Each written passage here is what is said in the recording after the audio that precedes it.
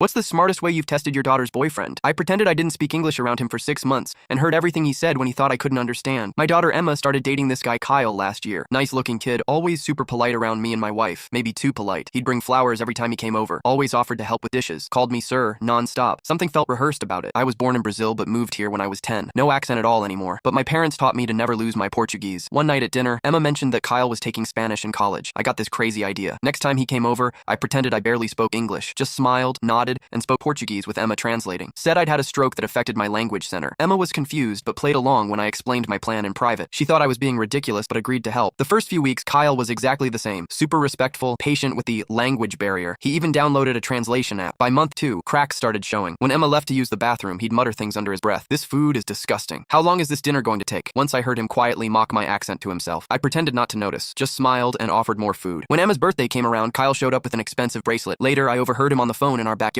Yeah, I returned the cheap one and got the silver one instead. Her dad's loaded. Gotta look the part. That was interesting. I'm comfortable, but definitely not loaded. We live in a normal 3-bedroom house. I drive a 2016 Subaru. One Saturday, Emma had a shift at the hospital. She's in nursing school. Kyle came by anyway, said he left his charger. I let him in, still doing my broken English act. While I pretended to watch a Portuguese soccer game, he took pictures of our mail, our investment statements, even opened my desk drawer when he thought I wasn't looking. The next week, I accidentally left fake bank statements showing a negative balance and massive debt on the kitchen counter, just to see what would happen. 3 days later, Kyle told Emma he needed space and wasn't sure about their relationship. Said he wanted to find himself before getting serious with anyone. Emma was heartbroken but suspicious. She asked if my test had shown anything. I told her everything I'd heard. We waited to see if Kyle would come back once the fake bank statements disappeared. Sure enough, 2 weeks later, he texted her saying he'd worked through his issues and wanted to try again. Emma invited him over for dinner. He brought the usual flowers, called me sir again. I served his favorite meal, the one he'd called disgusting behind my back. Halfway through dinner, Emma started speaking to me in perfect English. I responded the same way. Kyle froze with his fork halfway to his mouth. You speak English? He stammered, looking at me. I've spoken English for 35 years, I said. Almost as long as I've been able to spot guys who date my daughter for her money. The color drained from his face. Emma placed her phone on the table, playing a recording of him from last week. Once I'm in with her family, her dad can hook me up with one of his doctor friends. Then I'm set for life. He tried denying everything, said I misunderstood, that my English must not be good enough to understand context. Emma held up his phone. He'd left it unlocked when he went to the bathroom. And these texts to your friends about my rich family you plan to use? Am I misunderstanding those too? He grabbed his phone and stormed out, called Emma crazy, called me a sneaky old man. Emma cried that night, but told me the next morning she was grateful. 6 months of hurt is better than years of lies, Dad. Kyle's now dating the daughter of a car dealership owner. Emma's with a guy she met at nursing school. He brings homemade cookies instead of store-bought flowers and talks to me the same way whether Emma's in the room or not.